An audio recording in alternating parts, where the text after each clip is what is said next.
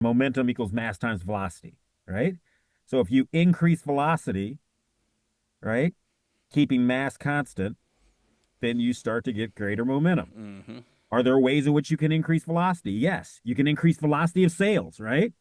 So if we get more sales in the pipeline and we've already got this critical mass of customers that are going to continue to generate opportunities for us, then yes, You as can a business, we can move forward at a you can faster triple clip. you can triple your recruiting events. Yeah. Absolutely. Yep. Absolutely. And so we absolutely agree with this notion that yes, momentum can be created. And there are a variety of constructs, many that come from the physical sciences, but from other places where, in talking to leaders across those four sectors, they all highlight at times where they created momentum where none currently existed. And it wasn't happenstance, it was something that they were very intentional about creating and fostering within their organizations. This is the Business of Advice podcast, where we help good advisors become great business owners. Today is a first on the Business of Advice. I have not just one amazing returning guest, but actually two amazing returning guests, two men who have become good friends of mine, Don Yaeger and retired Brigadier General Dr. Bernie Banks. Don was on episode 12 and Bernie was on episode 32. So I would highly recommend, if you haven't listened to those, you go back and listen to those episodes. Or even if you have, you should go listen to it again because it's been a few years. So just a little quick background. I'm going to have them tell their story a little bit too. But Don and I first met. Don, I was thinking about this. I think it was almost 14 years ago when we were sitting beside each other at Darren Hardy's Business Masterclass. And it was funny thinking back on that. Don was just launching his speaking career after a long career at Sports Illustrated. So I rolled the dice and we hired him here to come speak at Advisors Excel. What's crazy is I think since then Don has spoke for us maybe more than any other speaker, and to see just his progression, just was that a couple years ago, might not even been 2 years ago, I got invited to go watch him be inducted into the Speakers Hall of Fame, which was a very cool thing. And then Don introduced me to Bernie. Bernie spoke at our very first ever Advisors Excel Leadership Summit that we hosted up at West Point, where he was a teaching faculty at the time. And they've both been so helpful to me and so many here at Advisors Excel. I'm excited to have them back on today to talk about my favorite topic, which is momentum. And the reason I have them both on, they co-authored this new book. It's called The New Science of Momentum: How the Best Coaches and Leaders Build a Fire from a Single Spark. So we're going to talk a lot about the book. We're going to talk a lot about momentum. People who have been around Advisors Excel have heard me say this a lot, but I say momentum is the most powerful force in business. And when they sent me a copy of this book, I knew I had to get them both on. So guys, I know that was a long intro, but congrats on the new book. I'm sure it was fun to work together on this, and just excited to have you on to talk about this today. Thanks so much, Cody. It's you've been a great friend for, as you said, for a long time, and there's nothing like friendship and loyalty. And grateful for you. Yeah, good. Hey, I know I kind of gave your guys' intro, but maybe just give people a quick snapshot of your background, kind of career, led you up to this, and then I don't know which one of you want to talk it, but then what sparked the idea for this book, and maybe another question is like, what was it like working together? Don, I know you've worked with some people on books before, but like being able to work with a good friend on a topic like this. Bernie, you jump first. All right, so I'll give a little bit of my background, but then I'm going to have Don do the origin story for the book because it really came about as the result of a question that popped in his head during a very memorable sporting event. Hmm. In terms of my background, I had the privilege of serving for close to 3 decades in the United States Army, where I led organizations of varying size and complexity, primarily aviation organizations. But in the latter part of my career, I was afforded the chance to work at West Point on the faculty, essentially as the dean of one of the colleges there. And the college that I oversaw housed several academic majors, one of which was the leadership science program. So the military invested a lot in my formal education to learn more about the science of leading and then take that science and help individuals to understand how they could artfully apply it. So my orientation when I think about leadership is a science practitioner. So think about theory, but I think about application. Hmm. And it's the marrying of the two that allows me to do the work that I am privileged to pursue today at Rice University, where I oversee leader development for the Rice student body. little stop in between at Northwestern also. So, just all the big universities. So, and people, anyone should, I know I've said it, but follow everything Bernie's doing. So when it comes to leadership, man, he's been such a sage and, great just source of wisdom for myself and many others. So, Don, you want to give, By the way, he only uses the word sage, Bernie, when he's talking about old people. So just FYI. That's cool. That's it. Yeah, Cody, as you mentioned, I had the opportunity to work as a journalist for many, many years.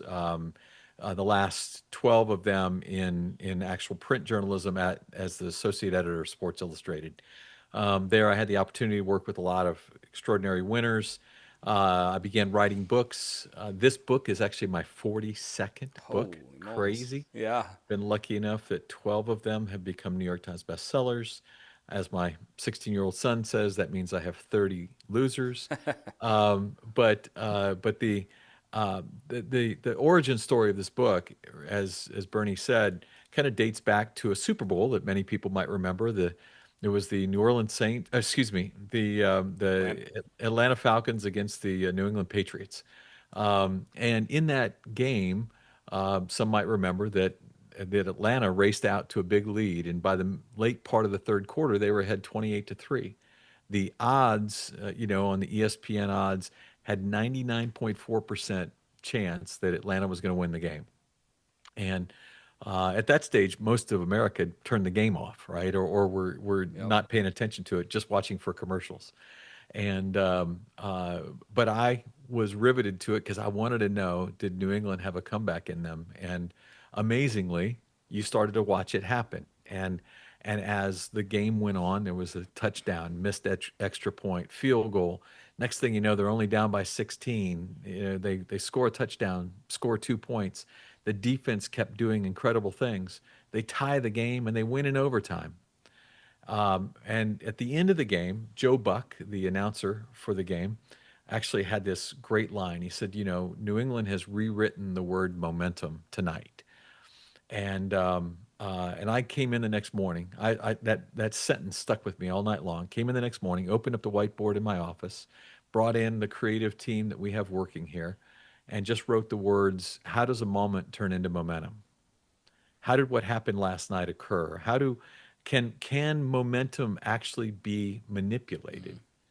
And in the course of those conversations, that was 8 years ago, that began a series of interviews with some of the great leaders in the worlds of politics, James Carville, Karl Rove, some of the great leaders in the world of politics, the worlds of business. We had the great opportunity to have one of the co-founders of NVIDIA grant us time to sit and talk about how that organization went from a company that people knew for gaming to now one of the world's most valuable company, right? $4 trillion market cap. God bless NVIDIA. They've been great for my portfolio. Oh, trust me, mine too. And so NVIDIA opened their doors to let us learn what allowed them to capture momentum, to prepare for it, capture it, and then do something special. Sports, you mentioned Nick Saban, so many other great leaders in sports sat down with me to talk about how momentum was part of their game planning, how it was part of their preparation. And then the military. Bernie opened up opportunities for us to talk to David Petraeus and Stanley McChrystal, some of the greatest generals of our generation, military minds, all in the service of understanding this concept of momentum and more than just understanding it, actually trying to build a model for it. And that was our goal, was to create a model that allowed people to understand how momentum can in fact be part of your business planning, right? That it doesn't have to be something you sit and you wait for something good to happen. You can be an investor in it. And that for us became our goal, was to tell the story in a way that allowed people to see a model that they could do something with and create momentum and do something special as a result. Let's talk a little bit about momentum. I'll give you a little personal story. Don, I don't think I've ever actually shared this with you. Maybe we've talked about it. And I said this earlier, I think it's the most powerful force in business, right? But you could probably apply that to life, anything, it's powerful. And one of the things I've told people all along is like when you have it, like when you get momentum, it's time to go all in. Like push, in a poker analogy, you push all the chips in. But in 2008 here, and part of that's just because I've seen it with our organization. 2008, we had this great year, and you could just feel this momentum had built, right? There were a number of factors. I won't go into it today. And we just decided to kind of go all in. So we tripled the amount of recruiting event, just said hey, this is our opportunity. Let's go. And I mean, if you look back, that was the transformational year, in our growth trajectory just took off. And I tell everyone, it all came back to we felt like we had momentum. Our business had tripled from '07 to '08, which it wasn't that big at the time. So that tripling's not that impressive, but still you could just feel it. And we kind of went all in, and I think, kind of changed the whole trajectory of our business. So it's something I've just seen it personally, how important it is. What's so hard, and this is what I want to try and dig in with you guys a little bit, and why I was setting that up, is I couldn't have told you how to define it back then. I just kind of felt it, right? You could feel we had a lot of good things going. So what I want to do is dig into some of the science behind it, because you guys have laid out, I think how you build it, how to recognize it, some of those things, so people can understand when you have it, how important it is to take advantage of it, or if you don't have it, how to build it back. So I'm going to start throwing out some questions around it just to help people process this, if that works. But let's start with this one. Is momentum something that you can start, or is it something that just naturally happens and then you have to recognize it and capitalize on it? So Bernie, that sounds like a tough question. I'll probably go to you for, that one. So, Well, it's something you can start. It's absolutely something you can start. If you think about how we thought about it from a scientific perspective, momentum equals mass times velocity, right? So if you increase velocity, right, keeping mass constant, then you start to get greater momentum. mm-hmm. Are there ways in which you can increase velocity? Yes. You can increase velocity of sales, right? So if we get more sales in the pipeline, and we've already got this critical mass of customers that are going to continue to generate opportunities for us, then yes, as a business, we can move forward at a faster clip. You can triple your recruiting events. Yeah. Absolutely. Absolutely. Yep. And so we absolutely agree with this notion that yes, momentum can be created. And there are a variety of constructs, many that come from the physical sciences, but from other places, where in talking to leaders across those four sectors, they all highlight at times where they created momentum where none currently existed. And it wasn't happenstance. It was something that they were very intentional about creating and fostering within their organizations. What are I'm skipping ahead to a question I was going to ask a little later, but I think it ties in here because I know you highlight some of these in the book, right? So everyone go read the book. But what are the 2 to 3 things that a leader should do first when they're trying to build momentum? And let's say they're even just trying to build it from scratch. Where do they start?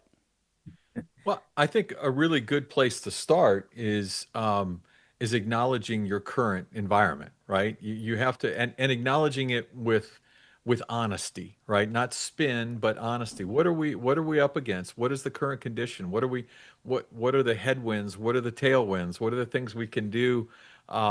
Where are we? And an honest assessment of where you are is a huge place in trying to build momentum. The second piece, frankly, is to let people know what the direction is. Where do we want this to go? And what are we, and what's out there for us if we get there, right? So actually having really clear communication on what a future, a forward future looks like. And then the third piece is as little victories begin, right? Celebrate them. Celebrate them. Yep. Like they're like you've just won the Super Bowl, because these little victories, when celebrated, become fuel for one another, and you start to see this idea that now I believe, and what momentum really is at its heart is a belief system, right? It's a belief system. Mm-hmm. It is an understanding that I, as a member of your team, Cody, believe you are taking us in the right direction, that you've charted a path and I want to go there with you, and I see victories stacking upon each other. Now I can't wait to make the next one happen and the next one after that. And that's how you create that velocity that Bernie was talking about. Yeah, trying to get those small wins, are such a critical part of it. So how do I kind of use that example back in '08 with us, and I'm like, I don't know that I could have defined it, but I just felt it. But you guys have studied this more. So how do the best coaches, the best leaders recognize when momentum is in their favor, or maybe more specifically, like how do you know when you have it? Don, you want to talk about the spark? No. Well, yeah. I mean, I think one of the things that we recognize is that every I mean, momentum requires a moment, right? It requires a spark. So you can. I think my greatest learning in this process while developing this book, I had always thought of momentum as beginning with a moment, right? Like as you said earlier, Cody, maybe something has to happen in order for it to begin. What we discovered and what we learned and even built into the model is that there's a front half to the process that is all about recruiting, building the right culture, recruiting the right people. You want people who can celebrate each other, right? Who don't need it to be just about me, and then preparing for those moments, because then the moment when it occurs, it can be amplified much more rapidly. But there's sparks that do occur in the process of this model, and that spark is often who you don't always know when it's going to occur, but when you know NVIDIA is a great example. Here they were 10 years earlier, right? Yes, they're a gaming company, but their CEO and his two partners believed that this concept of GPUs, that there was a next level of capacity that could be taken, and they wanted to be first in class, even though there wasn't any real demand for that product at the time. They believed that artificial intelligence was going to cause a demand for GPUs, and they began building products that other people weren't building because there wasn't demand. And as a result, when OpenAI came along, decided, you know what, we need that kind of product. They were the only company that could actually meet OpenAI's demands. Then OpenAI announces to the world ChatGPT, and the next day, NVIDIA, the value of NVIDIA climbs by $32 billion Yeah, in one day, right? good And day. and a good day, but in the time since, right, it's gone from 300 billion in market cap to 4 trillion, and that's only been 2.5 years. There's no other company that's had anything similar. But the idea was they were ready for the spark. When the spark happened, the rest of the world didn't know it was coming, right? Yep. ChatGPT was a surprise to everybody but them, and in that moment, the spark sent them in a direction and to a number that nobody could have imagined.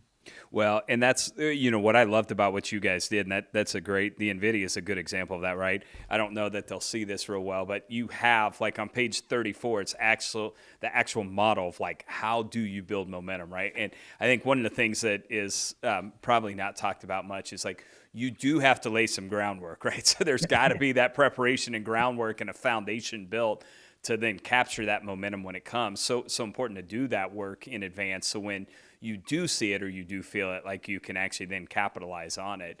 The flip side to that question, and in some, like I think when you think about financial advisors, when you think about our business, like you could probably recognize you lost it if sales are off, right? That would be an easy calculation. But are there other ways to recognize as a leader or realize like either we're losing some momentum or maybe like we've lost it? Yeah, I think by the time you lost it, you probably have figured out like you've lost it, right? But are there some things that you saw that is like, hey, here's where we started to notice like it was slipping?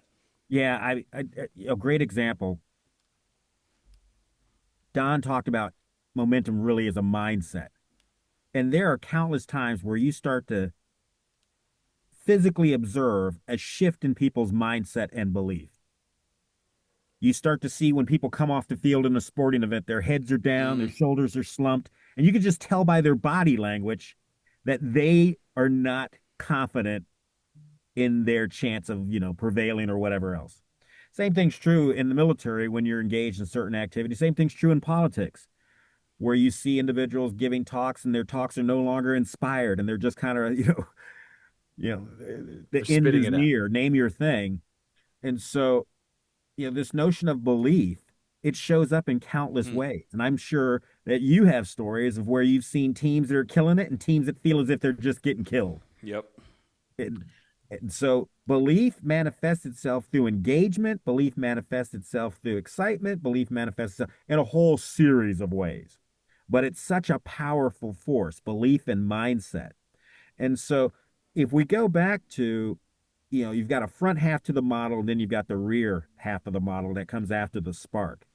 You know, laying the foundation and getting people to believe we can do this. We were built for this.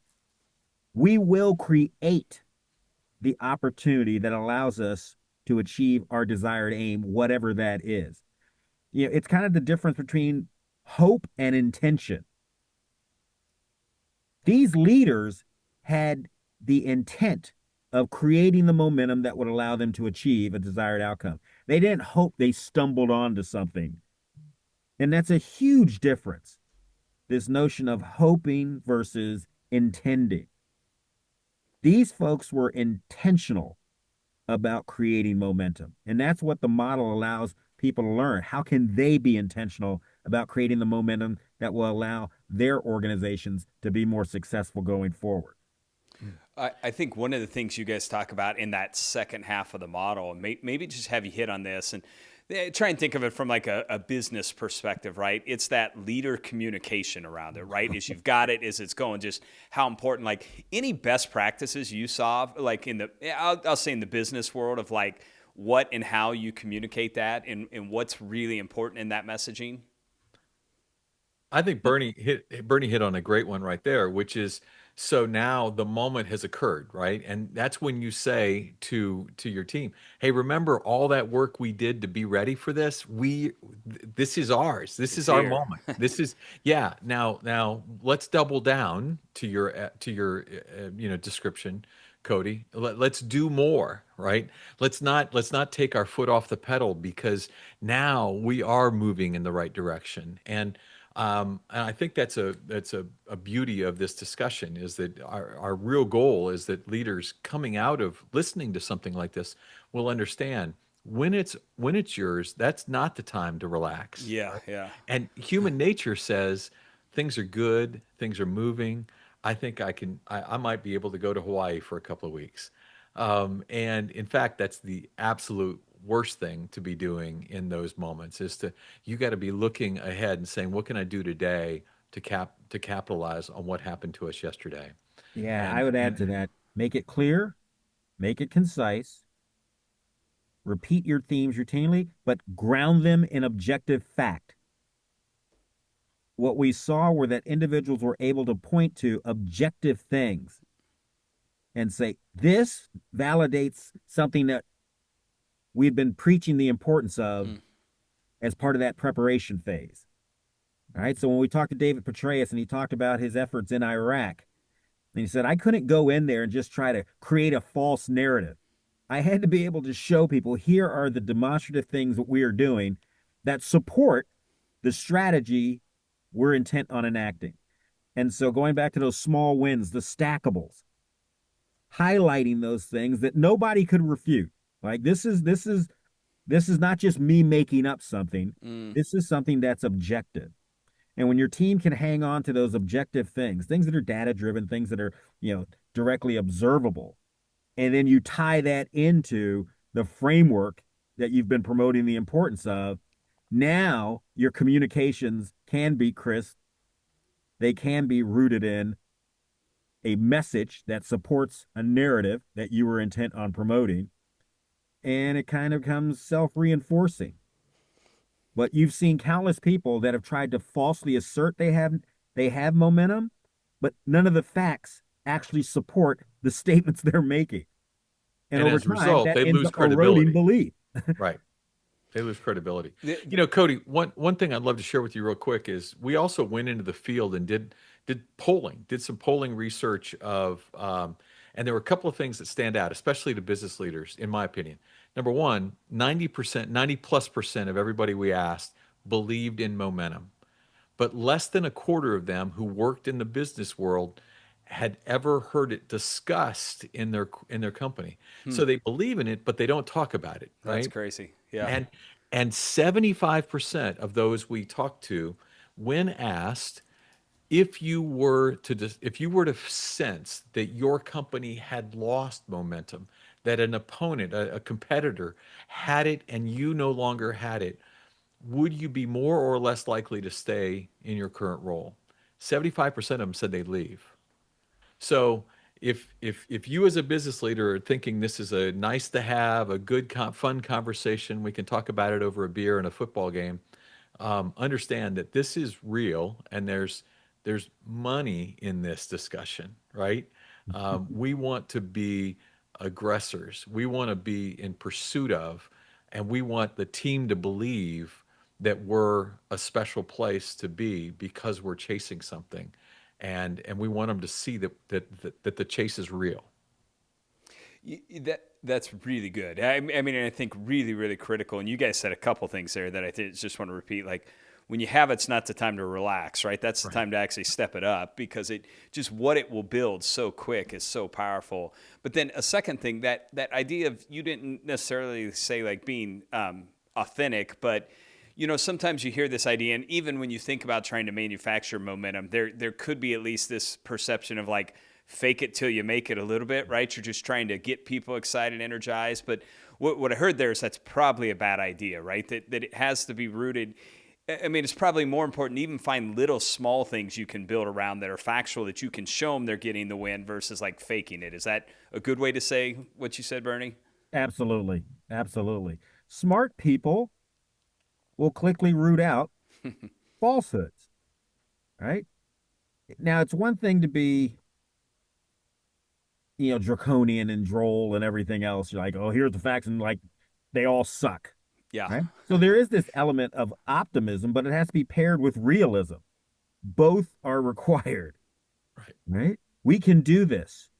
Here are the facts, but embedded in those facts, here are some of the things we've already done that are moving us in the right direction. Or sometimes there's an important part of that discussion, which is, hey, 8 years ago we were up against similar tailwinds, right, or similar headwinds. 8 years ago we were struggling, and look what happened in the 8 years since, right? Sometimes your messaging is rooted in history and in some things that might have happened either to you personally, to in your industry, or to your company. What are some So yes, be honest, don't fake it, but while you're trying to bring optimism into the conversation, reach back and don't be afraid to say we've been here before and look where we are today. So don't don't be overly scared of the moment, because the moment has been we've been in this moment before. Now, one thing I'd add to what Don's highlighting is if the company hasn't been in that moment before, this is where it comes back to recruitment. Mm. So if you start to bring in people who have a background that you're going to leverage, hey, we brought them on because they have been in this circumstance before. That's And good. here's how they successfully navigated that. And here's how they're going to bring the lessons learned to bear with our team. That's really good. Yeah, bring in someone who knows it. This may be a little bit of a loaded question, so I don't. And I say that because generally speaking, I found most great leaders tend to be more optimists than pessimists, right? But as you guys met with all these different leaders in all these different professions, I mean, was there a common theme that to build momentum, the leader had to be optimistic? I mean, I'm kind of saying that out loud, like I'm sure that's obvious, but I'm just curious, like what you saw there. I would argue the answer is yes. They saw things with a sense that what they're witnessing has the potential to be great and good.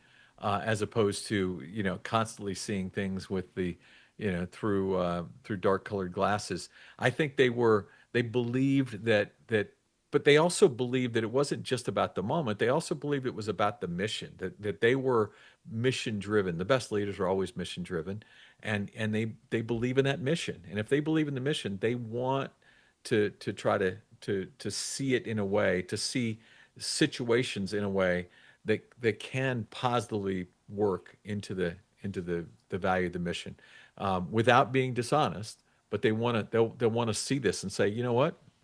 Yeah, we lost that person, but it's going to give us a chance to reframe the way we build our go-to-market strategy around some different person or whatever it might be.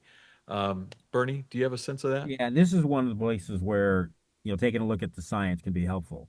So if you go back to the work of Warren Bennis out of the University of Southern California, he wrote a great book called On Becoming a Leader. And he talked about some of the attributes that he saw in highly successful leaders over time. And he talked about this notion of they all did possess a sense of optimism. They could see the silver lining in the midst of challenging conditions. But they also had tremendous volumes of what he called hardiness, HARDINESS, which is a sort of resilience, if you would. And so this notion of, hey, how do you invoke imagery that suggests to people what is possible while also girding them for the reality of what they're going to have to navigate along the way? And so, and he gave the example of, great speeches from people that tapped into both, that said, hey, here's what's possible, but here's what we're going to have to withstand. And we saw it time and time again when talking to these folks that, yes, they most certainly were people who embrace this understanding that tremendous things can happen, but we're going to have to do some tremendous work to make those things happen. And we're going to need everybody to pitch in to do that. So optimism, hardiness, resilience. Also, you saw that these folks were people who learn effectively. If something's not working, they were willing to challenge convention and say, okay, how do we make an adjustment? What have we learned along the way? They were not so fixed in their opinion that they were walled off to the prospect of learning new things, because the marketplace is dynamic. Something that worked for you 8 years ago, you try that same thing today, and you'll get crushed using the very thing that made you successful previously. And so in our model, you've got this feedback loop, and that feedback loop plays an indispensable role in ensuring the model can function effectively. Feedback matters. When, from your interviews, and I'll use that as maybe a little transition, how important is teamwork and trust between the team to build and capitalize on momentum, or can momentum create that also? Like, would you see there, they said a different way, did the teams that really you saw like capitalize on this momentum, did they have cohesive teams that trusted each other, or did the momentum help create that? Well, trust is most certainly a key element. We talk about in the book, there are two types of cohesion: task cohesion and social cohesion. Task cohesion is the ability of a team to work effectively together. Social cohesion is the extent to which the team likes one another. And people wrongly believe that it's more important to like one another, and that'll lead to better efforts when working together. But what the research actually shows is task cohesion builds social cohesion. Yep. So the harder you work to figure out how to work well together, over time, that'll actually start to build your affinity for one another. So it's not necessary to start out with, oh, hey, well, we spend tons of time getting to know one another and like one another, and then we'll figure out how to work well together. No, jump into the work right away, do what's necessary to figure out what does it take for us to function effectively, and then you'll start to become tighter over time. You see it at football camp. You go into camp with a bunch of folks you don't need. You're doing 3-a-days, and coaches, on you and everything else, and you're trying to figure out, hey, how are we going to get to the point where we're actually executing these plays effectively? And through that process, by the time you come out of camp, if you've learned how to actually do your role properly and do it in concert effectively with others, then you start to build some tight bonds with your teammates, regardless of your backgrounds.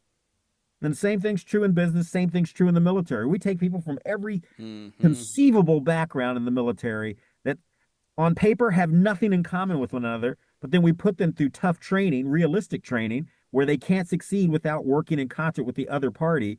And by the end of it all, That's good. two people from markedly different backgrounds are now super tight, Right. super tight. So, and like as a very practical, what I just heard there, it's like just really great takeaways. Like, get your teams working on things together more Yeah, so than like having a fun outing together, right? Right. That's absolutely. going to build more of that. That's really really good. Let me switch a little to, and I know we've talked about them already, and they're my favorite company, as I said, over the last 3 years for one reason, because of how well they've done. But Don, you talked about NVIDIA, first $4 trillion company. When we were out in Denver, and congrats, I know I said in the opening, but watching you get inducted into the National Speakers Hall of Fame, your friend Anthony Robbins, not the Tony Robbins, but the other Tony Robbins, has worked for NVIDIA for a while, and I got a chance to sit there at breakfast with him and just, I don't even remember all the big tech companies that Anthony's worked for, but I mean, Good it's for like all. a Yeah. who's who, right? And just hearing him share some of the things about NVIDIA, what they do different, their CEO, Jensen Huang, like how he leads that. I mean, he told me he's like best leader I've ever worked with. Like in your time that you spent with them, I guess, long way of saying like, any like key takeaways you learned from that company, and it could be Yeah. specific to momentum, but just I think in general leadership and what they've been able to do. Well, I think one of the things, I mean, this is absolutely related to momentum, but structurally, what NVIDIA has done is, and a good reason for it is because they grew so quickly, I mean, think about it. NVIDIA, $4 trillion, has 30,000 employees, right? Here's Microsoft, $3.8 trillion, has 200,000 employees. Hmm. So they don't have this crazy, labyrinth of employees. They're a very flat Yeah. leadership structure, right? But that really allows them to pivot really rapidly. They don't have to go through 20 layers of leadership in order to make a decision. They're able to do things quite rapidly. Jensen Huang, actually responds to all of his emails internally. He's regularly connected to employees all the way down the line, and so he they one of the things that I think make them so special is that ability to pivot and a mindset that they want to constantly be in pivot. They don't, for example, all employees don't answer up in a particular ladder. If there's some new opportunity, the person kind of leading the new opportunity can cherry pick from across the enterprise to put together a team, and they can go off and take on some Hmm. new idea. So I think what makes them so special and what will allow them to be special for a long time, for those of you who are investing and continue to invest, um, is that their model allows them to move into new markets more rapidly than any other company in their space. It worked for them. I mean, they were able to make a decision to invest in GPUs when Intel and AMD did not want to, Hmm. because they believed in it, and they could make decisions more quickly as a result. So I think that compressed org chart Yeah. is a real value for them. I know and that's one that's hard because a lot of people, the bigger they grow, they want to put more layers Yep. between them and others, and that's absolutely the wrong model if you But really Don, want what to was be. the phrase they used to characterize their mindset? They talked about we do big things, right? They love that. They love to say that phrase. We do big things, and that's their that they think about that all the time. And as a result, I mean, they argue all the time. If it's not big, Yeah. let Intel do it, right? That's the way they joke. And but mindset for them is, we do big things, we work hard, we'll play later, and it's such an impressive. I've had the opportunity to speak to their team a few times, and it's just amazing to be in their presence. These are people that are moving, and they're proud to be moving. Well, and even to that point we talked about earlier when you were talking about like the financial benefits of momentum, even talking to Anthony, I mean, he's worked at some of the biggest tech firms in the world, and he's like, man, I've never worked any place as fun as this, right? So it's like that momentum's, addictive to the people there. And I think he told me Jensen has like 58 direct reports or something, 58 right? direct So yeah, reports. he Yeah. reports like directly to him, which is And wild. and there's an entire model there that when people come in, he doesn't abide people coming in with problems that haven't thought through solutions, Yeah. even if they're not necessarily workable. Yep. There's a culture there of we figure it out, right? And so he wants people coming to him with challenges, but he wants them coming with challenges and potential solutions as well. And I love that because I think that is what allows them to stay so compressed. That's good.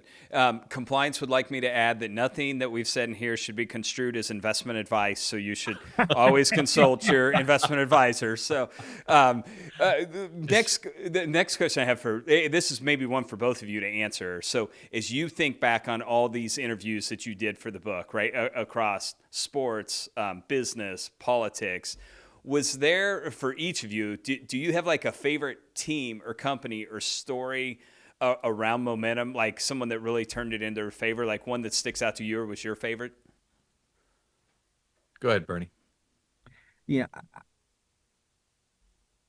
I would tell you the one that I enjoyed the most because I was just riveted by the experience was the conversation with James Carville. Mm.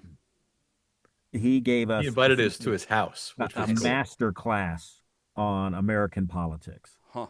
It was unbelievable. And he was talking about how campaigns unfold and in preparing a candidate to be able to meet a moment that you had to have, certain themes that you were intent on hammering, and that at some point invariably, if your opponent was not disciplined, they were going to make a misstep and it was going to create that opportunity for you to then hammer down on one of your foundational themes. And those foundational themes have to be things that impact voters in powerful ways. And he gave us an impromptu speech that he just came Just up with made it up. on the fly, talking about, something that might impact voters in their wallets and stuff. And it was just so amazing.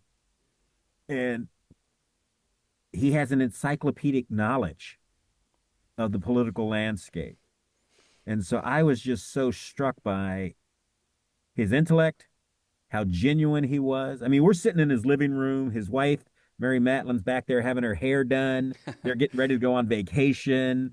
It was just this amazing conversation with somebody who's so skilled and thoughtful and genuine and who's had just this tremendous track record of success. And I was just, I'll never forget that. I was That's cool. just so struck by the totality of what he allowed us to experience that day from all the experience that he's amassed over time and working with people across the political spectrum. So when Don runs for governor here, Florida, in a few cycles, that's who we're bringing in, huh? There is no way. I wouldn't wish running for office on my worst. I wouldn't wish it on you, Cody. Don, how about you? Favorite story So from it? I will tell you, I think probably my most enjoyable conversation was with Buzz Williams, who was the basketball coach at Texas A&M when we did the interview, but now is at Maryland. And Buzz, so Buzz is he so believes in the front half of the conversation, right? Not the spark, not the moment, but what do you do before the moment? That he does this extraordinary thing. Never heard anybody do anything like it. He, throughout the season, the off season, if one of his players is walking down the hall, he'll Cody, come on in here, right?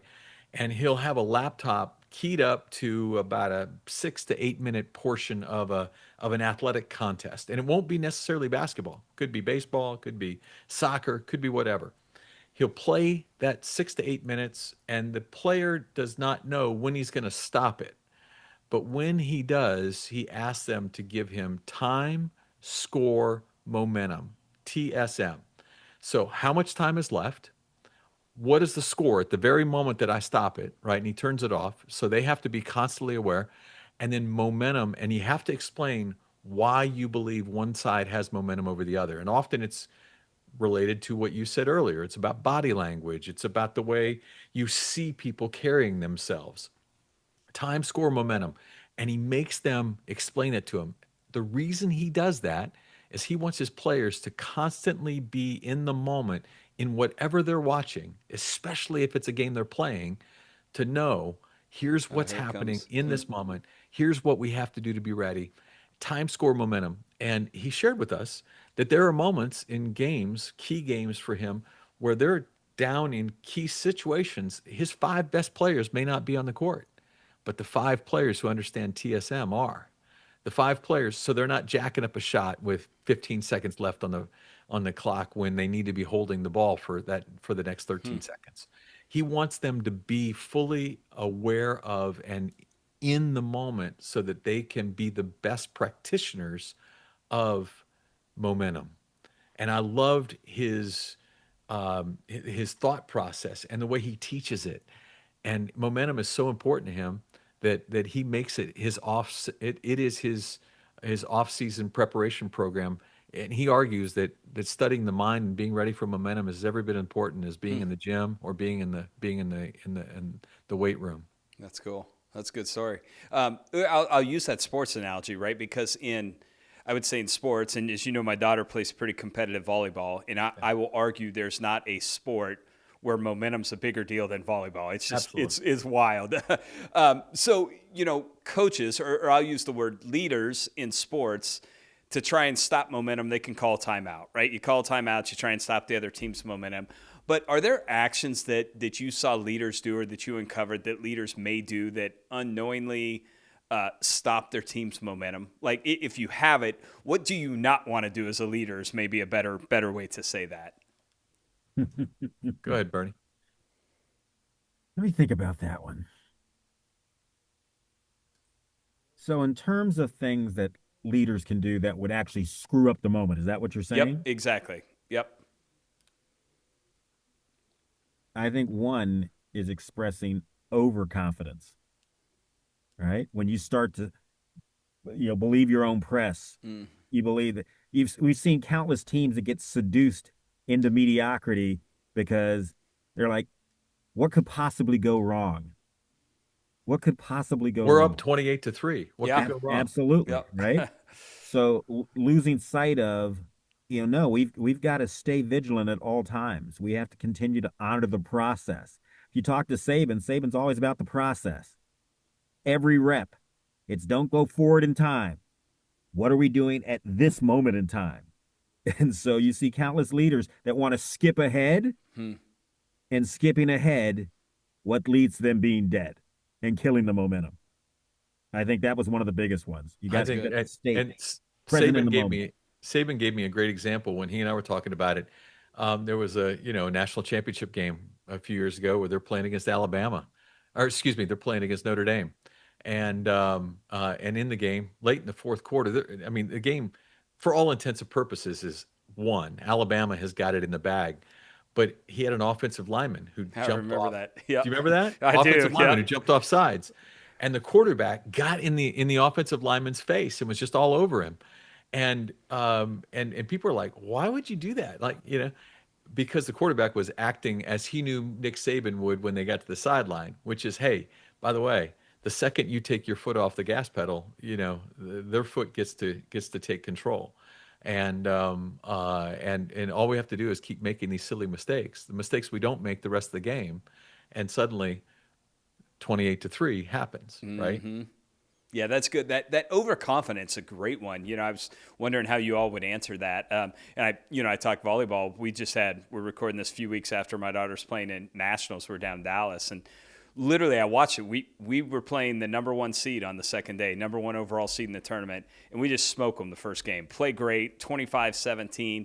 Second game we're up 6 or 7, and then we make a few mistakes. Girl hits a ball off out, and I could feel it, like you could see it. But I think our coach is like, we got a big lead. They're going to work through it. Next thing you know, we lost 27-25, and then they beat us in the third set. You could just see it. Where I think had they called the timeout and said, hey, regroup, but probably a little overconfident because we beat, looked so good in the first game. You got it going. So that's a good one, not to get like overconfident when you've got it, right? Make sure, maybe another thing I would say there is like, I say this a lot, success often leads to failure more than anything else because you stop doing all those little things well.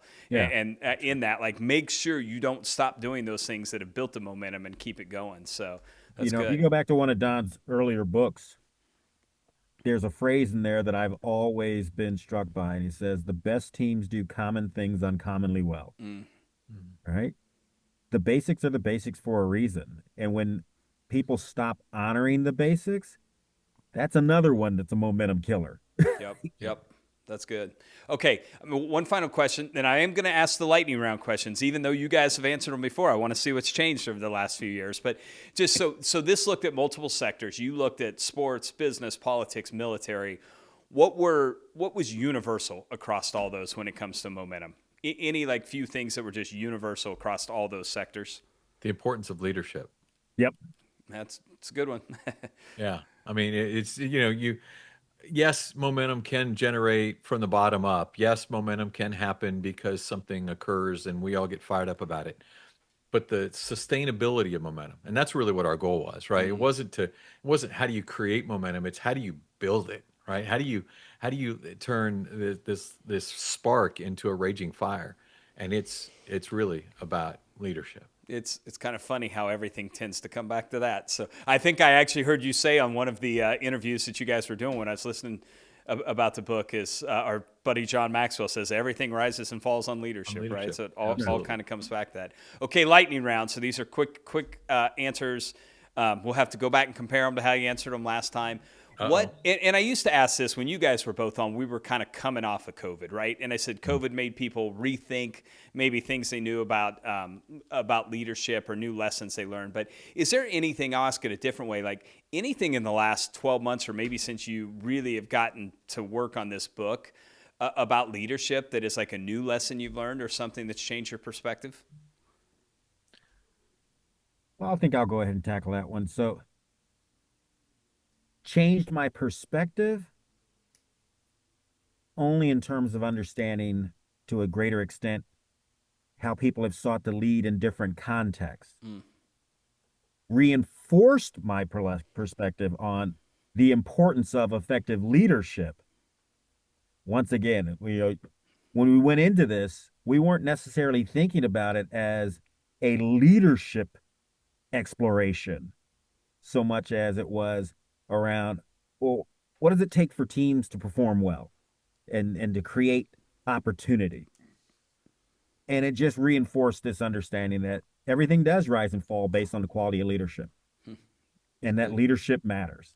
So this started out taking a look at, a sporting event and then looking at it across various contexts. And we learned a lot about how people led in different contexts, but universally, you walk away with this understanding that the best leaders are intentional. They're intentional, and they're intent on leading well, creating direction, gaining alignment, maintaining commitment in order to achieve a desired outcome. And that effective leadership always matters. That's good. Don, anything? Yeah, for me, I think the thing that I would tell you is the importance of over communicating, right? That there was a day and time where we could make decisions or we could be as leaders in our own space and we didn't have to tell people the why of what we were doing. Today, I think that world is different. I think especially as we've gone, to universes that in which not everybody is in the workplace. All these different things that occur out there. The importance of leaders communicating and over communicating. I don't think it's possible to over communicate anymore. That's good. It's funny. I was talking to Coach Kleiman recently. I went up to a camp. Dylan was up there, and We were just talking for a while, and he said, that's the difference. He said, when I first started in coaching, when you told kids to do something, they just did it. He's like, now if they don't understand why you're asking them to do it, they don't do it. So there's a little generational to that too, right? I think younger generation, like they want to understand why you're asking them to do it, not just go do it because you said to do it. So Right. I think that's good. Okay, one thing that took you from being a good leader to a great leader as you look back on your career. Increased Bernie. empathy. Mm. Increased empathy. It's a good one. When I came out of college, I felt that I was a very competent individual. Right, I was committed to being technically competent. I was committed to taking up whatever role I had fully and stuff like that. But over time, I start to recognize that nothing happens without others consenting to follow you. And so, if they're going to do that, you really need to know them to the greatest extent possible. And as I started to increase the empathy I felt for others, then I started to also increase the effectiveness I was able to generate in concert with others. So the more empathetic I became, the more influential I became, the better leader I became. That's good. I'd love to steal Bernie's answer, but I don't think I'm allowed. So I would tell you the other thing that for me, in addition to empathy, which I'm always working on, is curiosity. I think this book is an example, right? I mean, you come in after a Yeah. football game and you write down a question, and 8 years later you produce a book. How curious are you? How are you looking at the world and asking, why did that happen, and what can I learn from it? So it's not just why did it happen? What can I learn from it? How can I apply it? Right? If you can do those things and maintain your curiosity, grow your curiosity, build that muscle, that's important. That's good. Okay, third question. Is there something you guys are doing this year to drive your own personal growth as a leader that you're excited about? Maybe something new or a different challenge you're taking on? I'm trying to learn Spanish. Nice. It's a good one. I mean, this comes back to the empathy piece. Having transitioned from Chicago in January of 24 down to Houston, well, there are many Hispanic speakers in Houston, and you see aspects of Hispanic culture embedded Everywhere. into a Yeah. variety of things socially in this area. And so, the best way to understand a culture is to speak the language and to eat the food. I don't have a problem eating the food, much to my chagrin, Yeah. but I would like to be able to be conversational so that it deepens the relationship you have with many of the folks that you get the privilege of encountering on a daily basis. So That's super cool. Well, mine's not as bright as Bernie's, but that's always the case. But I'm committed to further travel. I mean, we're at about 75 countries right now, and I'd love to. My goal is to get to 100 countries before I die, and I love traveling to learn, and it's not just traveling to be; it's traveling to learn. Yeah, I was comparing. We should make a joke there. I didn't know the guy could travel more than he does. yeah, right. Every time we get a text from him, he's somewhere else. So, okay. Fourth question. I know you gave us 1 year, but is there one book that you feel like? I'll ask this in a different way since you've asked it before. It can't be one of yours, but in the last, let's say, year or two, is there a book that you've read that you've recommended to other people a lot? New book. So I'm going to cheat, and I'll tell you, Cody, the book that you sent me from Greg Brenneman a couple of years ago became so impactful. He's a part of this book, an important part of this momentum book. He's somebody I went out to interview to learn from, and I've recommended his book, at least a dozen times. Yeah. I love, but I love that you do that. That every year you send out books to people, and I think that's really meaningful. Yeah. Well, and I stole it from Greg, so it's his idea. Think of one, Bernie? Yeah, I mean, a book that I'm really fond of that I've read, multiple times is Range. And, it's all about, how do you develop like a generalist mindset so that you can connect very disparate things. Many times we want to go really deep in something that we believe is, crucial to our success. That But was written by one of my Sports Illustrated colleagues, David Epstein. yeah, there you go. Yep. But I love giving that to folks, and I think it goes back to this notion that Don was highlighting about the power of curiosity and about learning new things. And you don't know how everything's ultimately going to connect, but when you can pull from disparate places to address, complex challenges, you're better off doing that when you have a lot of things you can pull from. Yeah. It's Yeah, good. he has the opposite approach from Malcolm Gladwell's 10,000 hours, right? Which is dig deep, dig deep, dig deep. His idea is that you're better if you, if you can actually go out there and Expand your mind. Okay, expand your final mind. question. I'm going to ask this one different because in the past I've said, what's the best piece of advice you've ever received? And you guys have shared that on episode 12 and episode 32, if you want to go back and listen to those. What is the best piece of advice you would give someone after writing this book? Like tied to the book specifically. I would say understand the first half of the equation of the model, right? Mm, Because again, I think most people fail there. I mean, as I gave you those numbers, right? It's 90+% believe in it, only 25% even talk about it, and three-quarters of your employees will leave you if they believe you've lost momentum. So there's an imperative here. So invest in that first half of the model. Make sure your culture is right. Recruit the right people who can celebrate each other, and then prepare for an opportunity, so that when it comes your way, you can explode. that's good. Yeah, for me, I'd say it's the importance of starting with the end in mind. Be intentional. Be intentional. That's And good. so, in going through all the interviews and the work that we were privileged to engage in, this notion of intention kept coming back time and time again. Be intentional. You'd be amazed how many people go through life, they're engaged in a whole series of activities, but they're not very intentional about what they're doing, and they're not very systemic in how they're going about the things that they're doing. And so the model, has become at the end of each chapter, and each chapter is based on an element of the model. We provide leader actions so that people can become more intentional about taking those actions in service of amplifying the influence they're having in generating momentum in their team or in their own life. And so intentionality matters. That's good. Yeah, Don, you mentioned Greg. We just had dinner with him. Dave and I did. He was in town. Got to have a chance. Oh, And that that's was awesome. one thing, just picking his brain on turning these things around.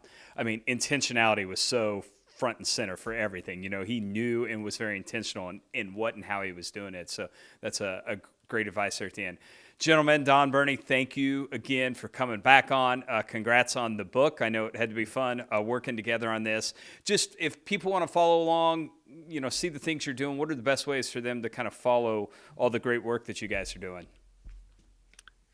Well, you can find me at donyaeger.com, and I own all spellings of my name, so you can butcher it, and you'll still find me.